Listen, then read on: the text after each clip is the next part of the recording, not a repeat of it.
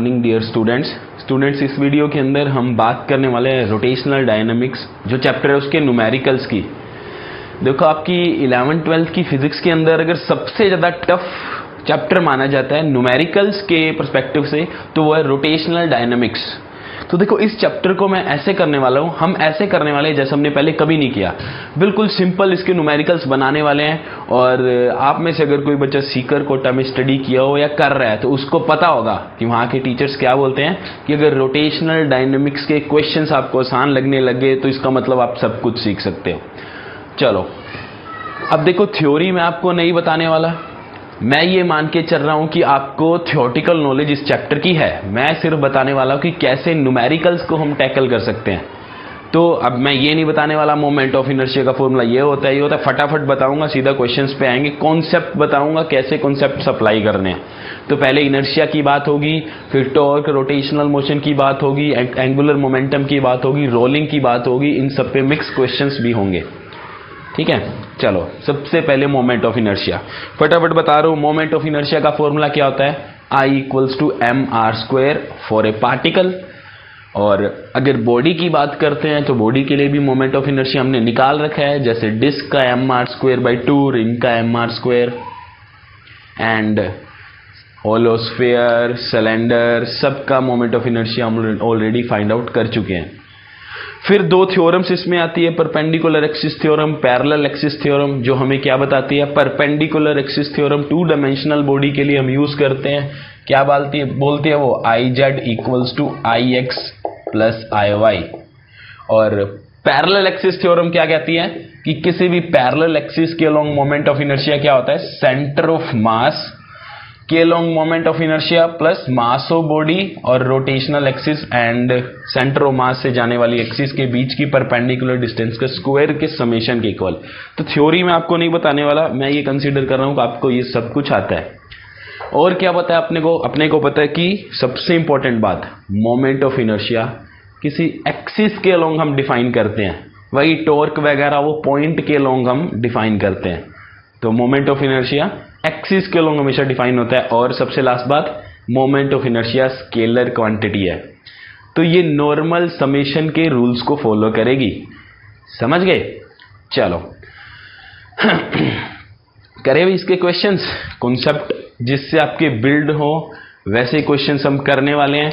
और I will ensure you that ये सब देखने के बाद आप जेई, नीट, MH, CET कुछ भी उठा लो, सारे क्वेश्चंस आपसे बड़े आराम से सॉल्व होने वाले हैं।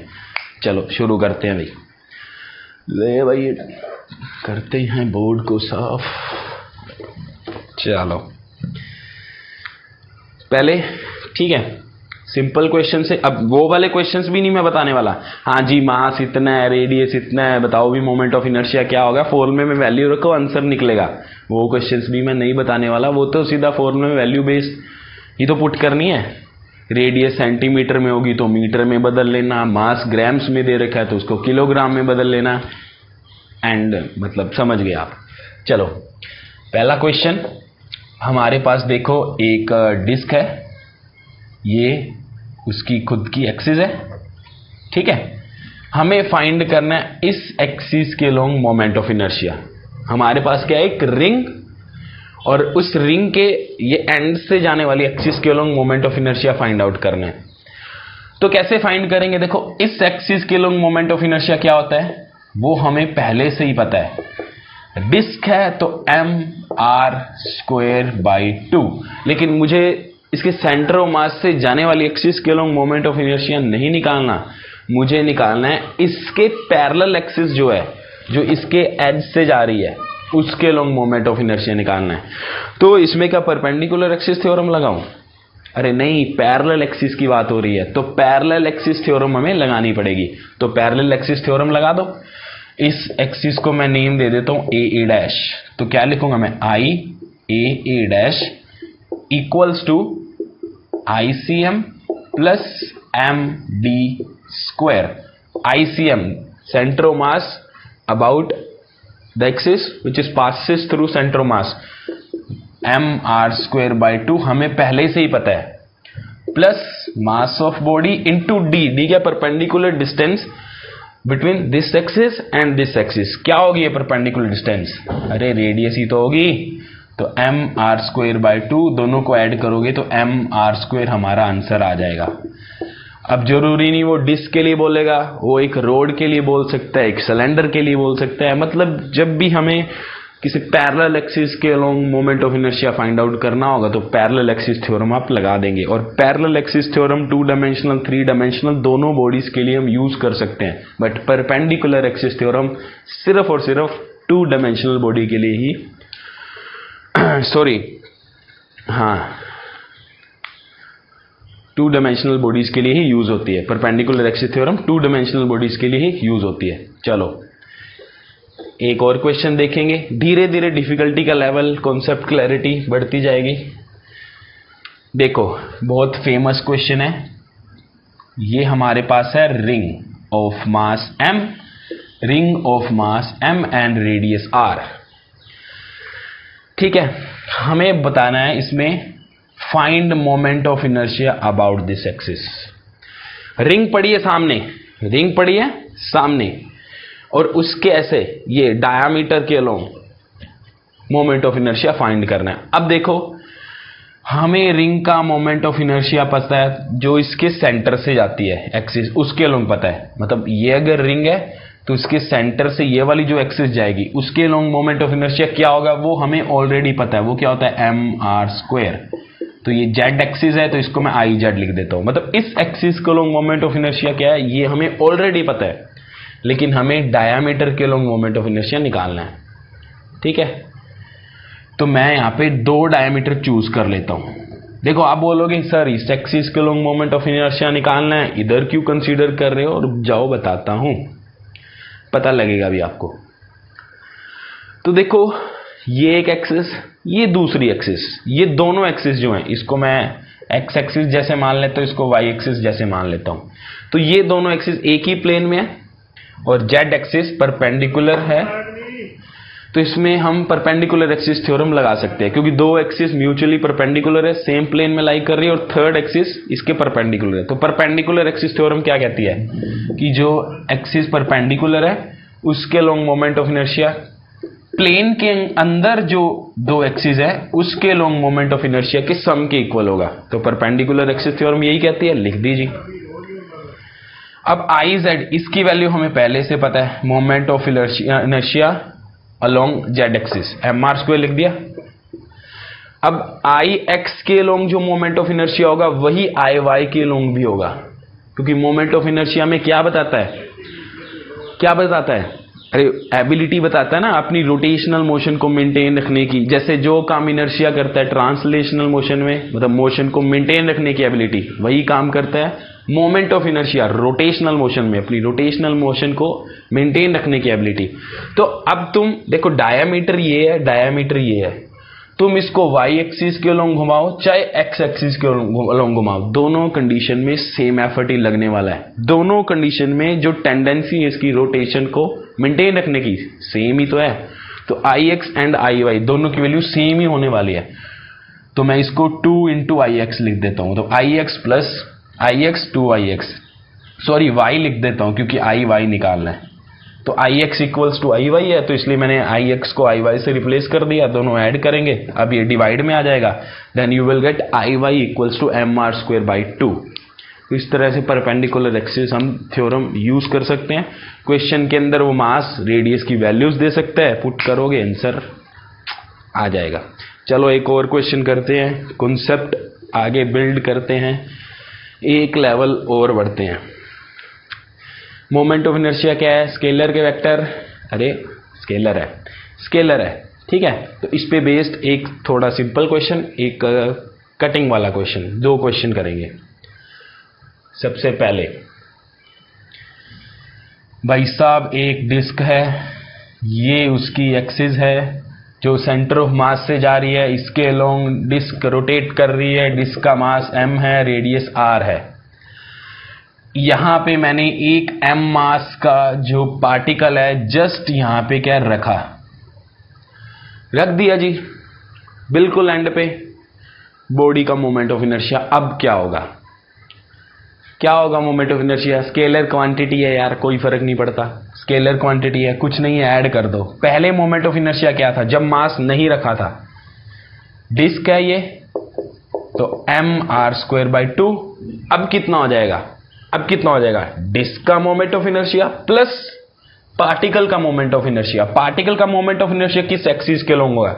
अरे जब इसके ऊपर रखूंगा मैं, तो ये पार्टिकल भी तो इसी एक्सिस के अलोंग रोटेट करने लगेगा ना। तो बस फिर जो नेट मोमेंट ऑफ इनर्शिया हो जाएगा वो किसके इक्वल हो जाएगा? Moment of inertia of disc plus moment of inertia of particle. Disc का मोमेंट ऑफ इनर्शिया mr²/2 होता है, ये हमें पहले से पता है। पार्टिकल का मास m है, रोटेशनल एक्सिस से परपेंडिकुलर डिस्टेंस r है, तो mass into square of perpendicular distance from the rotational axis.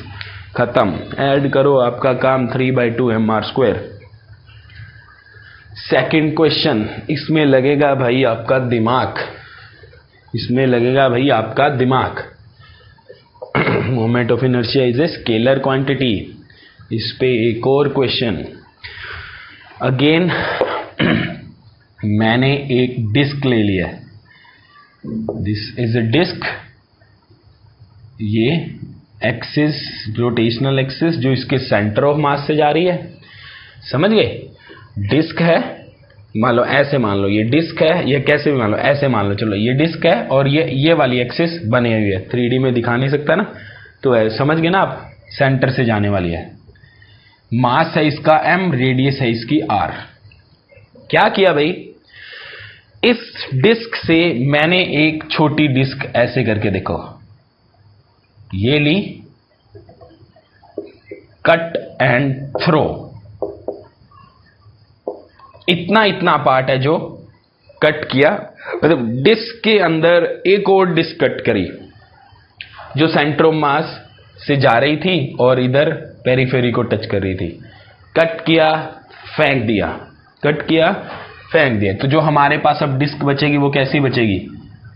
ये, मतलब समझ गए ना आप, ये ऐसे करके मैंने ये पार्ट कट किया और इसको मारा दूर, ये पार्ट खाली, ये डिस्क बच गई। हमें पूछा है कि रिमेनिंग पार्ट का मोमेंट ऑफ इनर्शिया क्या होगा? रिमेनिंग पार्ट का मोमेंट ऑफ इनर्शिया क्या होगा? देखते ही क्वेश्चन बच्चे डर जाते हैं। अरे डरने की कोई बात नहीं है, अगर कॉन्सेप्ट क्लियर है तो सब कुछ कर सकते हो। अगर आपके कॉन्सेप्ट क्लियर है तो सब कुछ कर सकते हो। वही चीज यहाँ पे यूज करनी है। Moment of inertia is a scalar quantity. देखो सोचो, पूरी डिस्क का मोमेंट ऑफ इनर्शिया हमें पता था, हाँ जी पता था। इस वाले पार्ट का मोमेंट ऑफ इनर्शिया मैं फाइंड आउट कर सकता हूं, इसके खुद के सेंटर के लोग, हाँ कर सकता हूं। इस वाले पार्ट का जो हमने कट करना है उसका मोमेंट ऑफ इनर्शिया मैं इस एक्सिस के लोग जो यहां से जा रही है फाइंड आउट कर सकता हूं, वो भी कर सकता हूं पैरेलल एक्सिस थ्योरम से। अरे तो क्या करेंगे, पूरी डिस्क का मोमेंट ऑफ इनर्शिया माइनस ये जो पार्ट कट किया उसका moment of inertia about this axis. Moment of inertia क्या होता है? एक्सिस के अलोंग ही हम डिफाइन करते हैं, तो कर देंगे। तो पहले क्या करता हूं मैं, मतलब जो फुल पार्ट था, कंप्लीटेड लिख देता हूं, कंप्लीट पार्ट था, उसका मोमेंट ऑफ इनर्शिया क्या था? mr²/2 about this axis, about this axis.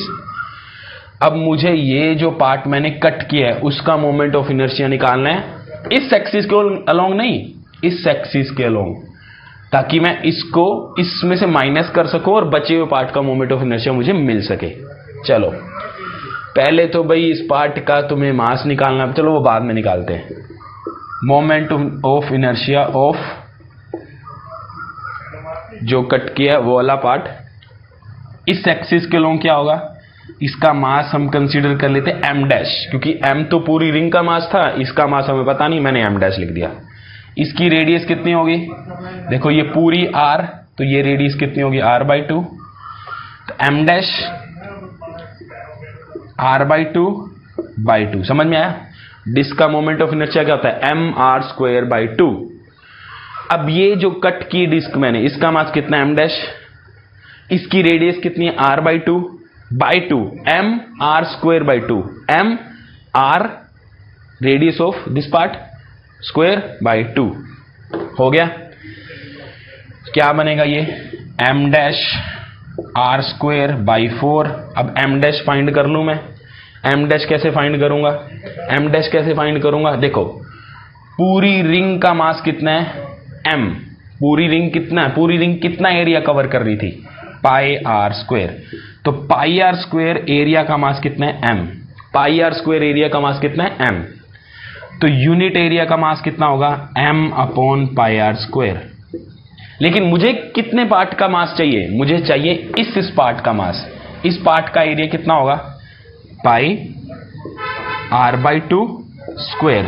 Pi square of radius, यही तो होगा एरिया। तो कितना मास हो जाएगा इसका? m upon pi R square into pi R by 2 square. इसको सॉल्व कर लोगे, पाई से पाई कैंसिल, ये आर स्क्वेयर बनेगा, आर स्क्वेयर कैंसिल, 2 का स्क्वेयर 4 बनेगा, तो आपके पास आएगा m बाई 4। ये किसका मास निकल के आया? ये उस डिस्क का मास है जो हमने कट करके फेंकना है। दोबारा सुनो क्या किया। पाई आर स्क्वेयर एरिया का मास कितना है? Capital M। फिर यूनिट एरिया का मास कितना होगा? m upon pi R square. अब तुम्हें पता है यूनिट एरिया का मास इतना है, तो पाई आर बाई 2 स्क्वेयर एरिया, मतलब इतने एरिया का मास कितना होगा? इसको हम इससे मल्टीप्लाई कर देंगे। वही किया, ये आ गया, ये m डैश की वैल्यू है, पुट कर दो। तो I cut equals to m by 4, और ये 4 पहले से है, 16 आर स्क्वेयर। ये जो मोमेंट ऑफ इनर्शिया आपके पास निकल के आया है m आर स्क्वेयर बाई 16, ये मोमेंट ऑफ इनर्शिया है इस पार्ट का जिसको हमने कट किया अबाउट दिस एक्सिस। बट मुझे मोमेंट ऑफ इनर्शिया चाहिए अबाउट दिस एक्सिस। तो फर्दर क्या कर सकते हो आप? पैरेलल एक्सिस थ्योरम लगाओ, कट किए हुए पार्ट का मोमेंट ऑफ इनर्शिया यहां पे निकालो, जो आ जाएगा उसको हम क्या कर देंगे, जो कंप्लीट पार्ट था उसमें से माइनस कर देंगे, आपके पास आंसर निकल के आ जाएगा। बस इतना ही कीजिए। चलो भाई, अब करके दिखाते हैं आपको पूरा। अब इसको मैं लिख देता हूं आई डैश कट, वो किसके इक्वल हो जाएगा? I cut plus m dash, ये perpendicular distance r by 2 square. Parallel axis theorem use किया और कुछ भी नहीं। m R square by 16 plus m dash की वैल्यू थी m by 4, r square by 4, 16 ही बन जाएगा। तो फाइनली सॉल्व करोगे तो m R square by 8 I dash cut. पूरी की पूरी रिंग का था हमारे पास m आर स्क्वायर बाई 2, ये जो पार्ट कट कर दिया उसका है m आर स्क्वायर बाई 8। बचा कितना? बचे हुए पार्ट का कितना हो जाएगा फिर? So remaining moment of inertia of remaining part, वो कितना हो जाएगा? कंप्लीट पार्ट माइनस जिस पार्ट को हमने कट किया, माइनस करो, you will get the final answer. ठीक है, तो इस तरह से मोमेंट ऑफ इनर्शिया से रिलेटेड क्वेश्चंस को हम टैकल कर सकते हैं। अब मोमेंट ऑफ इनर्शिया से रिलेटेड एक और लास्ट में बात बताने वाला हूँ। नीट लेवल तक तो ये बात काम में नहीं आती, लेकिन और अगर हाई लेवल में जाएंगे, जेई मेन या एडवांस लेवल में, मेन में भी बहुत कम काम आती है, एडवांस लेवल में बहुत ज़्यादा काम आती है, फिर भी मैं आपको बता देता हूँ। तो ये मोमेंट ऑफ इनर्शिया अपना पूरा हो जाएगा। फिर टॉर्क एंड रोटेशन, उसका एक वीडियो बनाऊँगा मैं, फिर रोलिंग का बनाऊँगा, 3-4 वीडियो बनाएंगे। कोई मर्जी क्वेश्चन उठा के देख लेना, कोई मर्जी क्वेश्चन उठा के देख लेना रोटेशन का, सब सॉल्व होंगे, फिर सब सॉल्व होंगे। देखो थोड़ा समझना मुश्किल है ये, लेकिन मैं कोशिश करूँगा कि आपके लिए बिल्कुल सिंपल बना दूँ। तो जितना सिंपल हो सकता है उतने सिंपल वर्ड्स में मैं बोलने की कोशिश करूँगा मैं। देखो 2 बातें बताने वाला हूँ आपको मैं। एक बात तो बड़ी आराम से समझ आ जाएगी, क्योंकि अगर आपने थ्योरी अच्छे से पढ़ी हुई है तो ये चीज़ आपने खुद एक्सपीरियंस भी की होगी। जैसे देखो, मेरे पास है एक रोड, क्या है? एक road of mass m and length l। इसके लॉन्ग मोमेंट ऑफ इनर्शिया क्या होता है? ml square by 12, ml square by 12, है ना। अब अगर इसी रोड को मैं क्या करूं, इसे खींच दूं, खींच के क्या कर दूं मैं? इसकी पतली चद्दर बना दूं। जैसे यही कर दिया मैंने, इसी रोड को ऊपर नीचे खींच दिया। ठीक है, इसी रोड को मैंने क्या किया? ऊपर नीचे खींच दिया। तो रोड कुछ ऐसी शेप बना लेगी, रेक्टेंगल बन जाएगी। अब भी इस एक्सिस के लोंग मोमेंट ऑफ इनर्शिया क्या रहेगा, ml²/12। मैं इसी एक्सिस के लोंग बात कर रहा हूं, ये परपेंडिकुलर एक्सिस की बात नहीं कर रहा मैं। मतलब वही हमारी एक्सिस है, वो जो रोड थी, फॉर्मूला था ml²/12, उसी रोड को मैंने खींच दिया। अब भी फॉर्मूला क्या रहेगा, ml²/12, क्योंकि मास डिस्ट्रीब्यूशन तो चेंज हुआ ही नहीं। मोमेंट ऑफ इनर्शिया डिपेंड किस पे करता है, मास of body and mass distribution. इस एक्सिस के लोंग जितना इधर मास पहले था उतना ही अब है, ऊपर हो गया, दूर तो नहीं हुआ ना, रेडियस तो चेंज नहीं हुई ना। जैसे पहले ये था, देखो ये वाला पार्ट था, ये वाला पार्ट था, ये वाला मास जितना भी होगा उतना ही दूर है जितना खींचने पे है। देखो इस पार्ट को मैंने खींचा तो ये बड़ा हो गया। ये डीएम मास जो है अभी भी डीएम मास ही है, पहले भी अगर मान लो ये r1 डिस्टेंस पे था, अब भी r1 डिस्टेंस पे है। तो मेरे कहने का मतलब क्या है कि तुम किसी बॉडी को अगर ऐसे उसके एक्सिस के लोगों की खींच देते हो तो मोमेंट ऑफ इनर्शिया चेंज नहीं होता। एक और एग्जांपल देखो, फिर तुम्हें पक्का ये बहुत अच्छे से समझ में आ जाएगा। ये है हमारी डिस्क, ये क्या हमारी डिस्क, ये इसकी एक्सिस, डिस्क पड़ी है, ये इसकी एक्सिस। डिस्क को खींच दोगे तो क्या बन जाएगा, डिस्क को खींच दोगे तो क्या बन जाएगा, सॉलिड सिलेंडर। डिस्क का मोमेंट ऑफ इनर्शिया mr²/2 था, सॉलिड सिलेंडर का भी क्या होगा, इसी एक्सिस के लोग mr²/2। ये तो फॉर्मूला तुम याद भी कर चुके हो। ऐसे अगर ये होती रिंग, तो रिंग का जो मोमेंट ऑफ इनर्शिया होता है, रिंग का मोमेंट ऑफ इनर्शिया जो होता है ऐसे इसके लोग mr² होता है। इस रिंग को खींचोगे, रिंग को पूरा खींच दोगे तो होलो सिलेंडर बन जाएगा ना, उसका फॉर्मूला भी क्या था, mr²। ठीक है, तो एक्सिस के लोंग बॉडी को खींचोगे, मोमेंट ऑफ इनर्शिया चेंज नहीं होगा। अब सेकंड बात, पहली बात जैसे लगती है बट वो पहली बात जैसी है नहीं, तो इसलिए ध्यान से सुनना। अगर तुम किसी बॉडी को कट करते हो सिमेट्रिकली तो मोमेंट ऑफ इनर्शिया का फॉर्मूला चेंज नहीं होता। मैं क्या बोल रहा हूं, मोमेंट ऑफ इनर्शिया का फॉर्मूला चेंज नहीं होता। मोमेंट ऑफ इनर्शिया चेंज हो सकता है, फॉर्मूला चेंज नहीं होगा। अरे यार सर कंफ्यूज कर रहे हो, फॉर्मूला चेंज नहीं होगा और मोमेंट ऑफ इनर्शिया चेंज हो जाएगा, क्या बोल रहे हो। अरे रुको तो, देखो ये है स्फीयर, ये क्या है, स्फीयर। ठीक है, सपोज स्फीयर इस एक्सिस के लोंग घूम रहा था, क्या कर रहा था, इस एक्सिस के लोंग घूम रहा था। 2/3 mr², अगर सॉलिड है तो 2/5 mr²। चलो सॉलिड मान लेते हैं, सॉलिड स्फीयर है, इस एक्सिस के लोंग मोमेंट ऑफ इनर्शिया का होगा 2/5 mr²। ठीक है, मैंने क्या किया, इस तरह से कट करना है, सिमेट्रिकली कट करना है। मैंने क्या बोला, सिमेट्रिकली कट करो। लो जी, ऐसे मार दिया मैंने कट, ऐसे काट दिया, कट किया, इधर भी वैसा उधर भी ऐसा, सिमेट्रिकल है ना, इस कट के लोग सिमेट्रिकल है ना, तो मोमेंट ऑफ इनर्शिया तो बदल जाएगा पर फॉर्मूला नहीं बदलेगा। अभी देखना, तो ये पार्ट देखो कुछ ऐसा बन जाएगा, कुछ ऐसा बन जाएगा, और इसकी रोटेशनल एक्सिस वही है, तो ऐसे ऐसे ऐसे रोटेट करेगा। अभी भी इसका तुम मोमेंट ऑफ इनर्शिया का फॉर्मूला लिखोगे तो क्या लिखेंगे, 2/5 mass of this part m-r²। अब देखो फॉर्मूला वही है, मास चेंज हो चुका है तो मोमेंट ऑफ इनर्शिया भी चेंज हो चुका है। फॉर्मूला चेंज नहीं होगा but moment of inertia change हो जाएगा। ऐसे ही नीचे वाला पार्ट कैसा होगा, ये कुछ ये, और ये इसकी रोटेशनल एक्सिस होगी, ऐसे ऐसे टेढ़ा मेढ़ा सा, मतलब सर्कल में रोटेशन ही करेगा लेकिन शेप अलग सी दिख रही है। तो मोमेंट ऑफ इनर्शिया का फॉर्मूला इसका क्या होगा, 2/5 इसका जो भी मास होगा mr²। ठीक है, तो ये कहना चाहता था, पर लास्ट वाली बात इतनी कोई इंपॉर्टेंट नहीं है, जनरल नॉलेज के लिए बताई। तो ये मोमेंट ऑफ इनर्शिया वाला पार्ट हो गया है। अगली वीडियो के अंदर मैं बात करूंगा टॉर्क, रोटेशनल एक्सिस और कैसे टॉर्क के क्वेश्चंस हम सोल्व कर सकते हैं, कैसे पता लगेगा, फिर एंगुलर मोमेंटम, रोलिंग, सबकी धीरे धीरे बात करेंगे। आई होप आपको समझ में आया होगा। फिर भी समझ नहीं आया तो कमेंट बॉक्स के अंदर लिख सकते हैं। हमारा टेलीग्राम चैनल है जिसके ऊपर आप अपने क्वेश्चंस डाल सकते हैं और मैं पूरी कोशिश करूंगा कि आप सबकी हेल्प कर सकूं। उन क्वेश्चंस के डिटेल सोल्यूशन प्रोवाइड कराए जाएंगे आपको और टेलीग्राम चैनल पे फ्री में, ठीक है। Happy to help.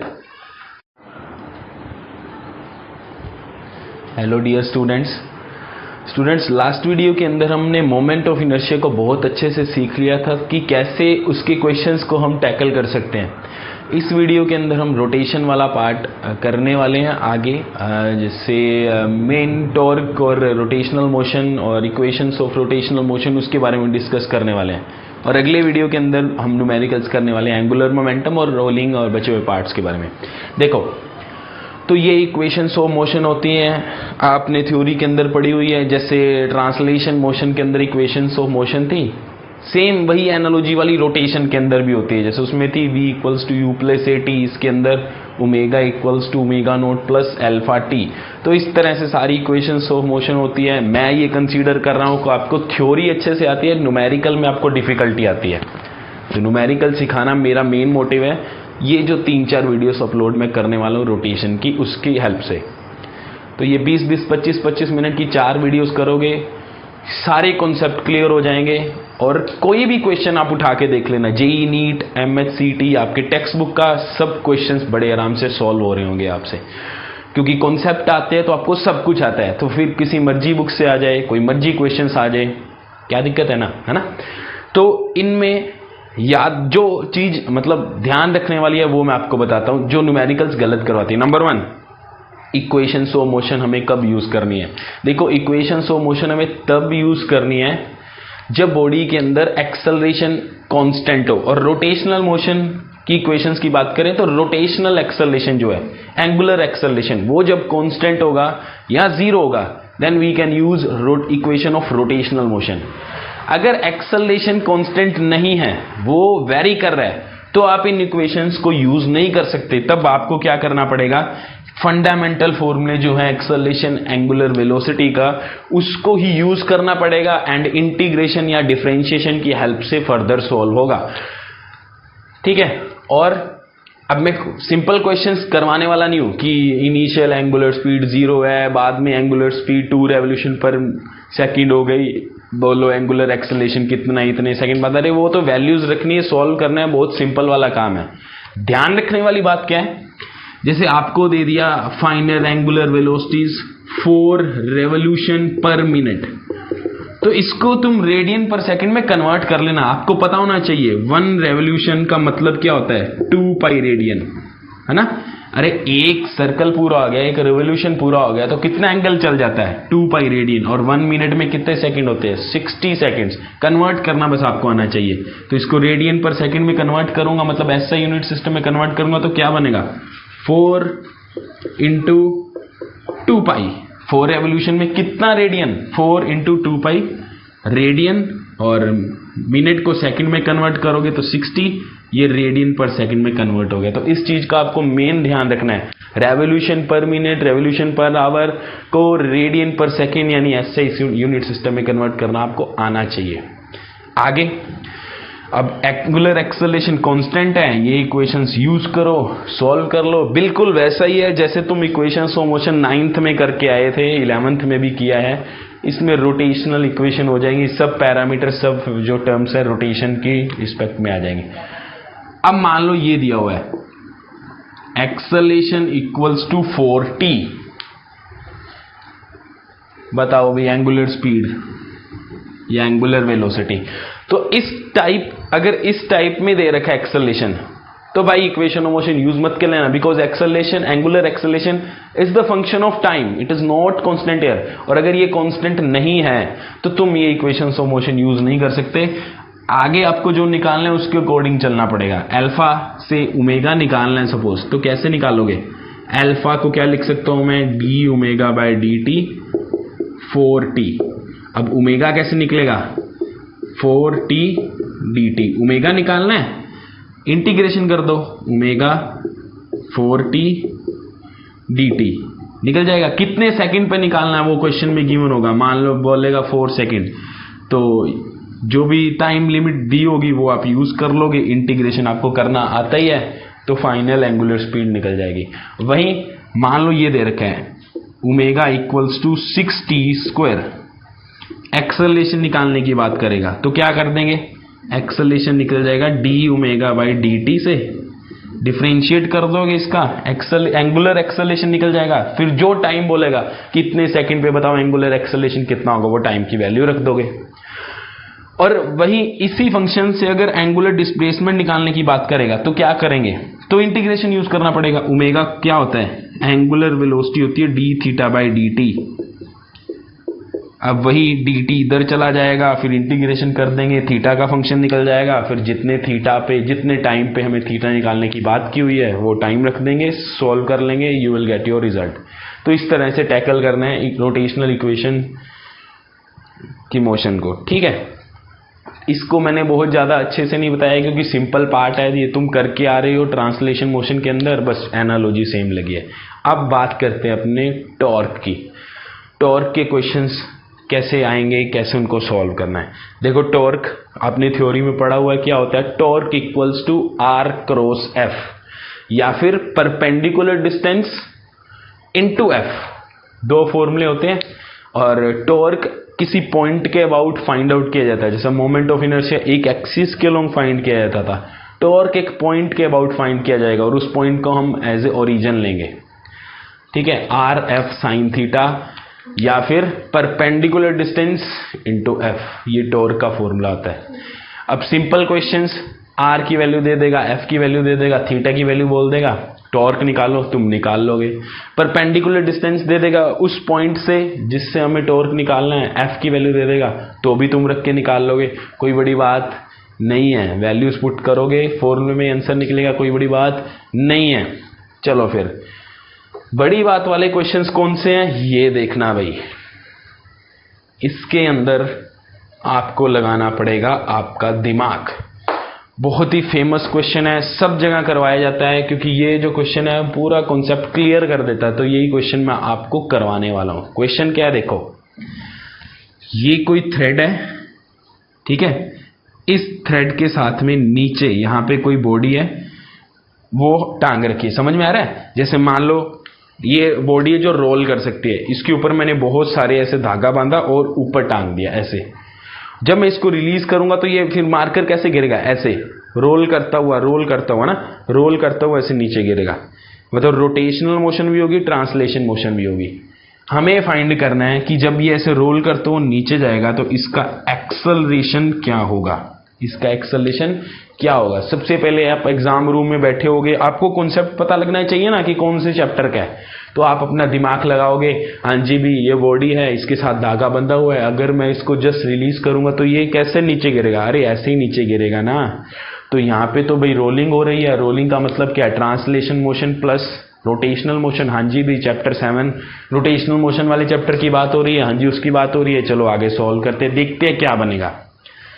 अब जो कॉन्सेप्ट मैं बताने वाला हूं वही कॉन्सेप्ट सब जगह लगने वाला है। इसके जैसे क्वेश्चंस में क्या करो, मेरी बात सुनो ध्यान से।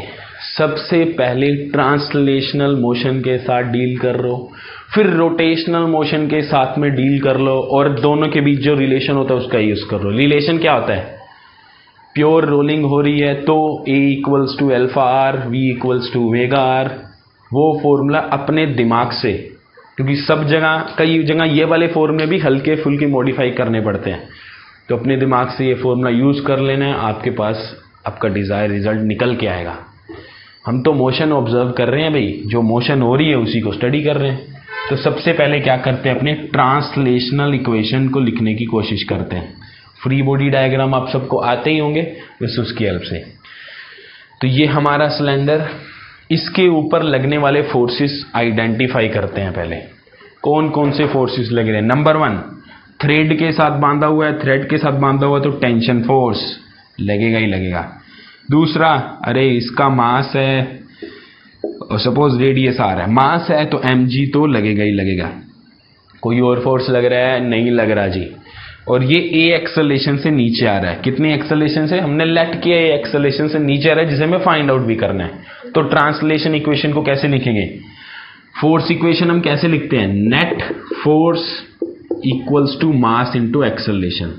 अब इस बॉडी पे नेट फोर्स किस तरफ है? नेट फोर्स है mg minus T. Downward direction में नेट फोर्स कितना है? mg minus T equals to mass into acceleration. इसमें यहां पे स्पेसिफिक मतलब इस केस में मैंने नीचे वाली एक्सिस को पॉजिटिव माना, नीचे वाली को, ऊपर वाली को माइनस माना। किधर भी मान सकते हैं, ये हम पे डिपेंड करता है कि किसी भी एक्सिस को हम पॉजिटिव ले सकते हैं, नेगेटिव भी ले सकते हैं। मैंने नीचे वाली एक्सिस को पॉजिटिव इसलिए माना क्योंकि एक्सेलरेशन भी नीचे है, mg नीचे है, t अकेला ऊपर है। तो जिस तरफ दो है उस तरफ पॉजिटिव लो, कैलकुलेशन करनी थोड़ी आसान रहती है। ऊपर वाले को भी पॉजिटिव मान सकते थे।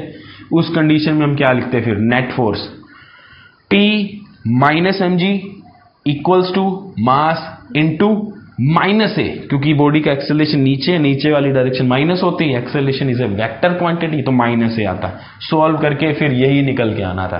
तो इसलिए इससे अच्छा है कि जिधर दो चीजें ना उस तरफ पॉजिटिव डायरेक्शन ले लो। तो mg minus T equals to ma, equation number 1। अब लिखो रोटेशनल इक्वेशन। जैसे net force equals to mass into acceleration, वैसे ही नेट टॉर्क इक्वल्स टू क्या होता है?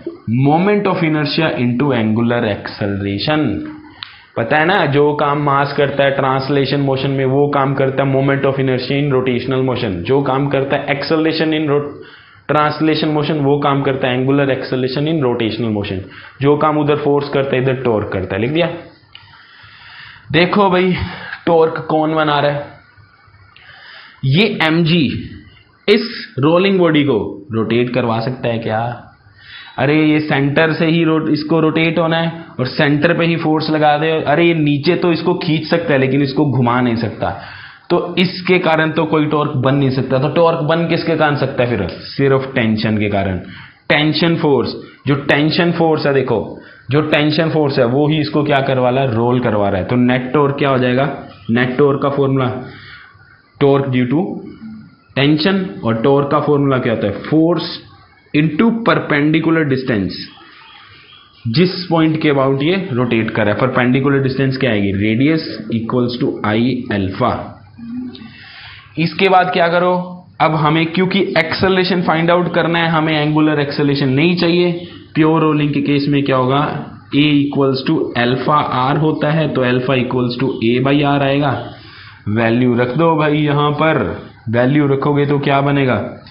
आई A upon R equals to T R. क्या करो अब? इस इक्वेशन से क्या करो? t की वैल्यू निकाल लो, या इधर से t की वैल्यू उसमें पुट कर दो, सॉल्व कर लो, आपके पास a निकल के आ जाएगा। अब ये दो इक्वेशंस हो गई हैं। अरे इसको थोड़ा और लिख लो। T R square equals to I A. हमें a निकालना है, ठीक है। क्या करो? या तो इस इक्वेशन से t निकाल लो और इसमें रख दो, t एलिमिनेट हो जाएगा, या इस इक्वेशन से t निकाल लो और इसमें पुट कर दो, t एलिमिनेट हो जाएगा, तो आपके पास एक्सेलरेशन की वैल्यू आ जाएगी। उसके बाद अगर रोलिंग बॉडी की दे रखा है कि ये डिस्क है, सिलेंडर है, कुछ भी है, उसका मोमेंट ऑफ इनर्शिया आप रख सकते हो। आई एम आर स्क्वायर रखना है कि एम आर स्क्वायर बाई 2 रखना है कि 2/3 एम आर स्क्वायर रखना है, दैट डिपेंड्स कि रोलिंग बॉडी है कौन सी। तो इस तरह से रोटेशनल मोशन के क्वेश्चंस को डील करना है। तो फिर से अगर बॉडी रोल हो रही है तो पहले ट्रांसलेशन इक्वेशन देख लो, फिर रोटेशनल इक्वेशन देख लो, यानी कि F net equals to M A, torque net equals to I alpha, फिर दोनों को मर्ज कर दो, जो रिलेशन होता है इक्वल्स टू अल्फा आर या V equals to omega R से, बस इक्वेशंस आ जाएगी, आगे मैथ्स है, ठीक है। तो अभी के लिए इतना ही, और बाकी देखो और भी करेंगे एंगुलर एक्सेलरेशन बचे हुए पार्ट को, ठीक है। इन टॉपिक से रिलेटेड अब क्वेश्चन ट्राई करके देखना, उठा लो जेई नीट की बुक, जितने भी टॉपिक हमने डिस्कस किए हैं देखना कितनी अच्छे तरीके से तुम सॉल्व कर पाओगे, तुम्हें खुद भी विश्वास नहीं होगा। Thank you.